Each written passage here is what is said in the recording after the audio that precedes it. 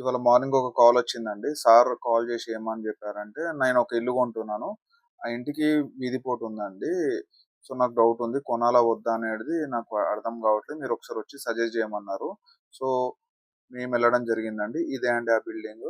ఇది వచ్చేసి north plot అండి. నార్త్ ఫేసింగ్ ఉన్న ఇల్లు.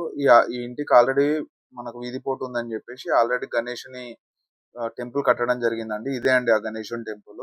అండ్ ఈ సార్ కొంటుంది 260 స్క్వేర్ యార్డ్స్ ప్లాట్ అండి. ఇందులో 130 స్క్వేర్ యార్డ్స్ సార్ కొంటున్నారు. అయితే సార్‌కి వచ్చినప్పుడు ఏంటంటే ఈ రోడ్ మనం చూస్తే డైరెక్ట్ వచ్చేసి మొత్తము వీధి పోటే ఉందండి. మనము వాయువ్యంలో. సో, అందుకని చెప్పేసి సార్‌కి ఏమని చెప్పామండి, ఇది కొనకండి అని చెప్పాను. దీన్ని కొనడం వల్ల ఏంది అనంటే మనకు ధన నష్టము ఉంటుంది. సో, ప్రాపర్‌గా గ్రోత్ అనేది ఉండదు. నార్త్ ఫేసింగ్‌లో పడుతుంది కాబట్టి. సో, మీకెంత సంపాదించినా డబ్బులనేవి మిగలవండి అని చెప్పేసి చెప్పాను.